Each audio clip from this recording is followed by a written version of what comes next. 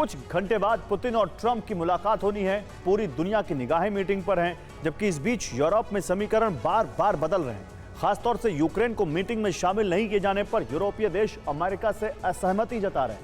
यूरोपीय देशों को डर है कहीं पुतिन की शर्तों पर अगर सीज फायर करार को ट्रंप ने मंजूरी दे दी तो यूक्रेन को बहुत बड़ा नुकसान हो सकता है। इस बीच ज़ेलेंस्की ने कहा कि अगर उन्हें शामिल नहीं किया गया तो युद्ध विराम नहीं हो सकता।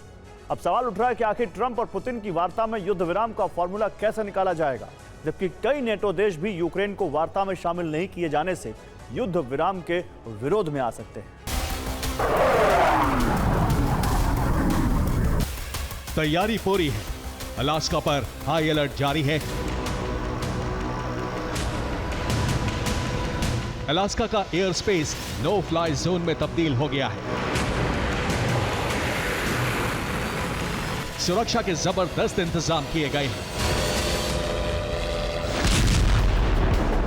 कुछ ही घंटों में दुनिया के दो सबसे शक्तिशाली देशों की सबसे ताकतवर शख्सियत मुलाकात करने वाले हैं। पूरी दुनिया में हलचल है, लेकिन नेटो में खलबली मची है। क्या ट्रंप पुतिन को युद्ध विराम के लिए तैयार कर पाएंगे? अगर ऐसा नहीं हुआ तो यूरोप में समीकरण बेहद तेजी से बदलेंगे। अगर युद्ध विराम नहीं हुआ तो पुतिन यूक्रेन की संपूर्ण तबाही के लिए परमाणु हमला भी कर सकते हैं। यूक्रेन को बचाने के लिए नेटो आया तो रूस नेटो में युद्ध शुरू हो सकता है। ज़ेलेंस्की से नाराज होकर ट्रंप यूक्रेन की सैन्य मदद रोक सकते हैं।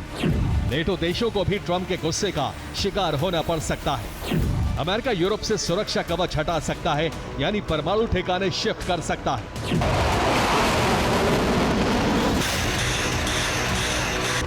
दरअसल ज़ेलेंस्की नहीं चाहते हैं कि पुतिन की शर्तों पर यूक्रेन युद्ध विराम को तैयार हो। इसके लिए ज़ेलेंस्की नेटो की शरण में जा पहुंचे हैं। नेटो के कई देश खुद चाहते हैं कि संपूर्ण युद्ध विराम होना चाहिए।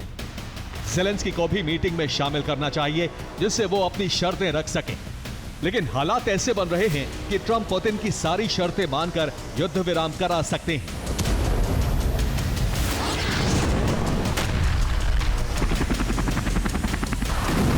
ऐसे में यूक्रेन को बहुत बड़ा नुकसान हो सकता है। इस बीच ज़ेलेंस्की ने यूरोप के देशों से मुलाकात करके नया प्लान तैयार किया है, जिससे यूरोपीय देश एकजुट होकर ज़ेलेंस्की के समर्थन में बयान दे रहे हैं। इससे नेटो और अमेरिका में टकराव बढ़ सकता है। वैसे भी नेटो काला सागर में काफी आक्रामक है। क्रीमिया और रूस के दूसरे बंदरगाहों पर हमले के लिए ब्लूप्रिंट बनाकर यूक्रेन को दे रहा है। साथ ही हाईटेक हथियार भी सप्लाई किए हैं।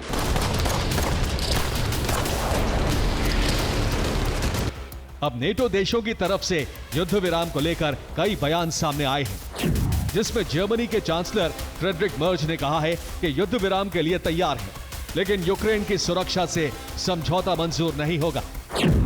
फ्रांस के राष्ट्रपति इमैनुअल मैक्रो ने कहा है कि युद्ध विराम वार्ता में ट्रंप पुतिन के साथ ज़ेलेंस्की को भी शामिल किया जाए।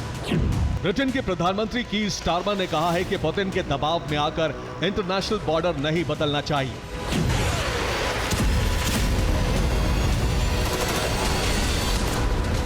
लगातार बदल रहे समीकरण को लेकर जब अमेरिकी प्रेसिडेंट से सवाल पूछा गया तो डोनाल्ड ट्रंप ने कहा, अगर पुतिन युद्ध विराम से पीछे हटे तो रूस पर कड़े प्रतिबंध लगाए जा सकते हैं।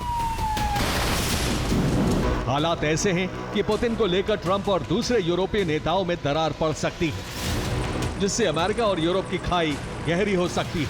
अगर ऐसा हुआ तो यह यूरोप में महाविध्वंस का संकेत है।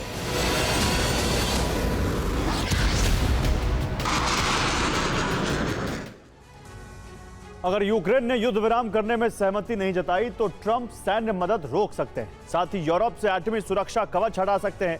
बेल्जियम में यूएस न्यूक्लियर बेस है, जहां 15 B-61 परमाणु बम है, जिसकी रूस से दूरी 2253 किलोमीटर है।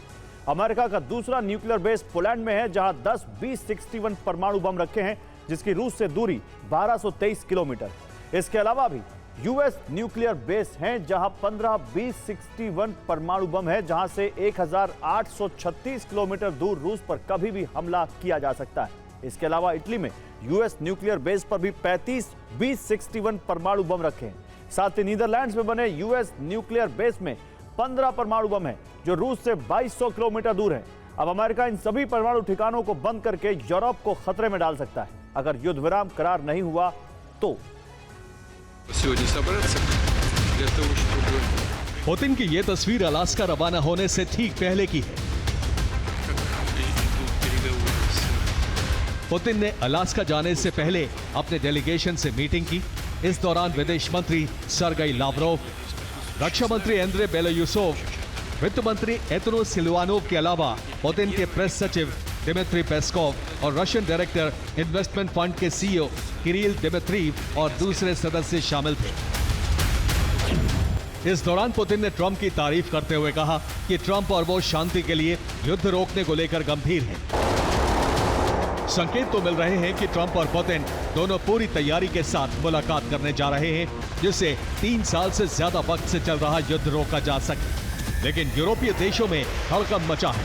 अगर पुतिन की सारी शर्तें मान ली गई तो पुतिन आगे दूसरे देशों में भी ऐसा कर सकते हैं। इसलिए यूरोपीय देश इस कोशिश में हैं कि किसी भी तरह इस वार्ता को टाला जा सके या फिर यूक्रेन को नुकसान न झेलना पड़े।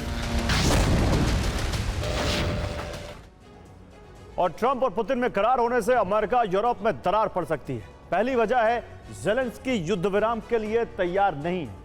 दूसरी वजह है ज़ेलेंस्की को अलास्का वार्ता में शामिल नहीं किया जा रहा है। तीसरी वजह है ज़ेलेंस्की के समर्थन में नेटो देश आ चुके हैं। चौथी वजह है अमेरिका के अलावा कई नेटो देश यूक्रेन को लगातार हथियार सप्लाई कर रहे हैं। जबकि पांचवी वजह है अगर सीज फायर डील हो गई तो अमेरिका रूस से कई प्रतिबंध हटा लेगा, जिसको लेकर कई यूरोपीय देश विरोध में। अब अगर यूक्रेन और नेटो मिलकर वार्ता विफल कराने का प्लान कर रहे हैं तो इससे ट्रंप की नाराजगी भी उन्हें झेलनी पड़ सकती है। अगर ट्रंप ने सैन्य मदद से पूरी तरह हाथ खींच लिया तो यूक्रेन सिर्फ नेटो के दूसरे सदस्यों के सहारे लंबा युद्ध नहीं लड़ सकता।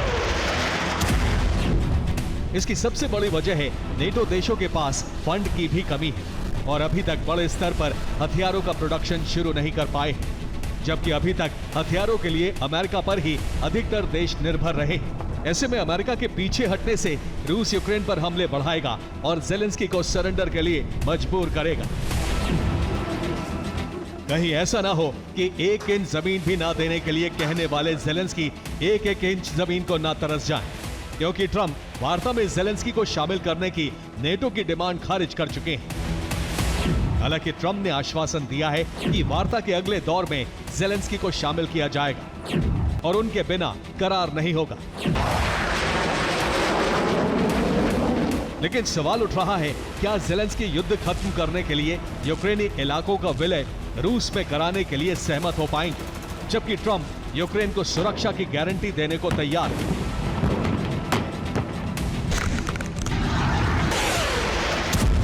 Bureau report, TV9, Bharatvarsh.